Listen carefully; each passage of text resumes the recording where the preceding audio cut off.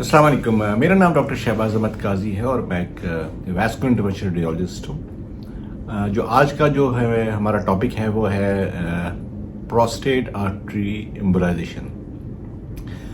आमतौर पे 50 साल से ऊपर जो मरीज 50 साल के बाद तकरीबन जो मर्दों के अंदर एक मसाने के जो ऊपर जो गदूद होता है जिसको हम प्रोस्टेट कहते हैं, इसके बढ़ने की वजह से पेशेंट्स को प्रोस्टेट के अंदर सिम्टम्स होते हैं और जिसके नतीजे में पेशेंट को पेशाब में रुकावट आ रही होती है। बाज़ औक़ात पेशाब जो होता है वो करने के बाद भी उसमें अर्जेंसी होती है, यानी बाद भी करना जैसे लगता है कि पेशाब मसाना भरा हुआ है, पेशाब करना चाहते हैं लेकिन हो नहीं रहा है। पेशाब में रुकावट आ रही होती है। बाज़ औक़ात जो आपकी पेशाब की धार होती है उसमें वीकनेस आ जाती है उसके अंदर।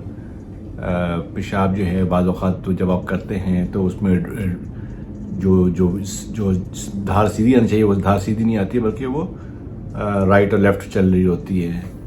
तो ये मर्दों के अंदर ये एक बड़ा कॉमन इशू होता है प्रोस्टेट, स्पेशली जो हमारे जो नॉर्थ के लोग होते हैं, यानी नॉर्थ से मुराद जो पहाड़ों पे रहने वाले होते हैं, KPK वगैरह के जो लोग होते हैं, उनके अंदर ये बड़ा एक बहुत ज़्यादा ये एक प्रोस्टेट ग्लैंड का इशू होता है, जिसके नतीजे में पेशेंट्स को जो यूरोलॉजिस्ट होते हैं उनको आमतौर के ऊपर इनिशियली जो होती हैं इनको मेडिकेशन पे रखते हैं, जिसके अंदर अल्फा व बीटा ब्लॉकर्स वगैरह देते हैं, जिसके अंदर ख़ास तौर पे बड़ी मशहूर ड्रग होती है इसको हम टैम्सोलिन या मैक्सफ्लो वगैरह जो है ये मेडिकेशन देते हैं 0.4 मिलीग्राम के हिसाब से।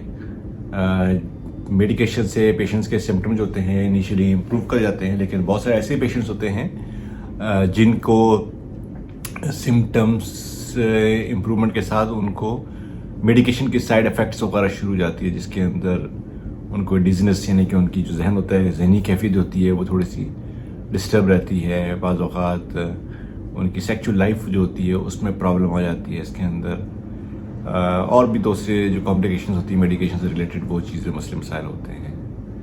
अब जो दुनिया के अंदर जो स्टैंडर्ड ऑफ केयर है, यानी कि जो इसका एक असल तरीक़ेकार होता है प्रोस्टेट का, वो एक सर्जरी होती थी जिसको TURP कहते थे, ट्रप कहते थे उसको। ट्रप जो होता है यानी transurethral resection of prostate जो होता है वो एक बड़ा मेजर प्रोसीजर होता है, जिसके अंदर जो यूरोलॉजिस्ट होते हैं वो अंदर जाके और वो एक प्रोस्टेट ग्लैंड के अंदर पेशाब की नाली जाके और उसको ड्रिल करते हैं और उसके प्रोस्टेट ग्लैंड जो होता है उसकी जो पेशाब की नाली की जो जिसकी वजह से रुक रहा होता है प्रोस्टेट ग्लैंड उसके अंदर जो है ना एक रास्ता बनाते हैं। ये एक बहुत मेजर प्रोसीजर होता है। इसमें पेशेंट जो होता है इसमें प्रोसीजर के बाद पेशेंट की खून बहुत ज़्यादा निकलता है, फिर उसके बाद पेशेंट जो होता है हफ्तों हॉस्पिटल में रहता है, फिर आहिस्ता आहिस्ता रिकवरी आती है और ये एक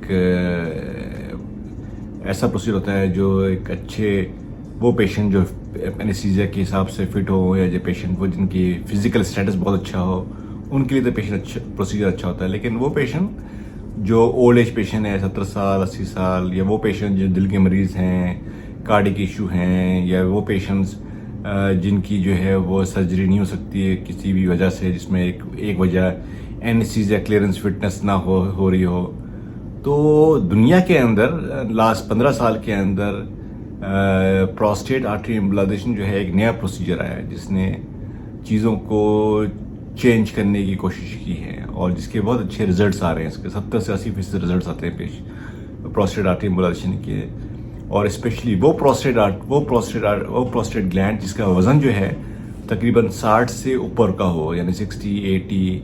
और दुनिया के अंदर सबसे बड़ा जो प्रोस्टेट ग्लैंड जो प्रोस्टेट आर्टरी एम्बोलाइजेशन में जो ट्रीट किया गया है वो तकरीबन 630 ग्राम का प्रोस्टेट जो है उसको ट्रीट किया गया है। यानी जितना बड़ा प्रोस्टेट होगा उतना ज़्यादा उसका इफेक्ट होगा इसके अंदर। तो प्रोस्टेट आर्टरी एम्बोलाइजेशन जो है ये एक ऐसा प्रोसीजर है जो विदाउट सर्जरी है, जिसके अंदर कोई बेहोशी नहीं है, जिसके अंदर कोई काटम पीटम नहीं है। ये हम खून की नाली के ज़रिए जो है जाते हैं, तकरीबन 2 से घंटे 1.5 घंटे से 2 घंटे का प्रोसीजर होता है और उस प्रोस्टेट ग्लैंड को जो है वो बंद करते हैं और जिससे उसकी ब्लड सप्लाई कम होती है। जब ब्लड सप्लाई कम होती है तो प्रोस्टेट ग्लैंड जो होता है वो श्रिंक करता है। जब श्रिंक करता है तो एक वो यूरेथ्रा के अंदर एक स्पेस क्रिएट होता है, जिससे पेशाब की धाज होती है बेहतर होती है। ये एक हमारा पेशेंट था जो क्वेटा से आए हुए थे, और लास्ट मंथ हमने 2 प्रोसीजर्स किए थे प्रोस्टेट आर्टरी एम्बोलाइजेशन के। तो जिसके अंदर एक पेशेंट हमारे पास आए थे जिनका तकरीबन वजन जो था तकरीबन 60 ग्राम प्रोस्टेट था उनका, 69 ग्राम प्रोस्टेट था उनका। उनको हमने एम्बोलाइज किया था। फिर उनकी 1 महीने के बाद मुझे उनकी कॉल आई, तो बकौल उनके सिम्टम जो हैं उसमें बहुत बेहतरी आई है उसके अंदर, वो फील करते हैं इस बात को। तो पेशेंट की जो सिम्टम्स होते हैं, पेशेंट अगर खुद बताए इस बात को कि उसकी एम्बुलाइजेशन के बाद उसकी क्वालिटी ऑफ लाइफ के अंदर वो बेहतरी आई है, तो इट मीन्स के जो प्रोसीजर हुआ था वो इफेक्टिव हुआ था। तो प्रोस्टेट आर्टरी एम्बुलाइजेशन जो है ये एक नॉन सर्जिकल प्रोसीजर है। हम उन पेशेंट्स का प्रोसीजर करते हैं जिनका प्रोस्टेट जो होता है 60 ग्राम से ऊपर का प्रोस्टेट हो। उसके लिए 4-5 चीज़ें जो है हमारे लिए रिक्वायरमेंट होती है जो हम पेशेंट से पहले करवाते हैं, जिसके अंदर नंबर 1 अल्ट्रासाउंड प्रोस्टेट होना चाहिए, नंबर 2 पेशेंट का pre wide and post wide urine होना चाहिए, नंबर 3 पेशेंट का PSA होना चाहिए। PSA जो है प्रोस्टेटिक स्पेसिफिक एंटीजन, ये मस्ट है इसके लिए 3 चीज़ें। और ये 3 चीज़ें हमारे लिए जो है हमारी बेसिक रिक्वायरमेंट्स हैं इसके अंदर। इसके अलावा अगर किसी की ने जो है वो प्रेशर स्टडीज़ कराया है, जिसको हम यूरोफ्लोमेट्री कहते हैं, अगर किसी ने कराया है तो वो तो बहुत अच्छी बात है कि अगर वो हमें मिल जाए, जिसमें हम उस कर्व को देखते हैं कि पेशाब का कर्व जो होता है वो कितनी तेज़ी से जाता है ऊपर फिर नीचे आता है, ताकि हमें पता चलता है कि पेशेंट की धार जो है पेशाब करने की वो बेहतर हो रही है। यूरोफ्लोमेट्री जिसको हम कहते हैं। अगर ये चीज़ें हैं तो हम पेशेंट को अपनी क्लिनिक में देखते हैं और पेशेंट को स्केड्यूल करते हैं। ये एक डे केयर प्रोसीजर है जिसके अंदर कोई हम हॉस्पिटल में पेशेंट को रखते नहीं है। 4 से 6 घंटे में पेशेंट को डिस्चार्ज कर देते हैं और पेशेंट चला जाता है।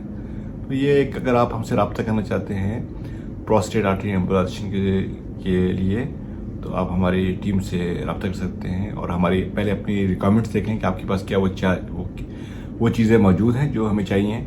वो टेस्ट आपको ज़रूर होना चाहिए आपके लिए, ताकि आप कंसल्टेशन कर सकते हैं। अस्सलाम वालेकुम।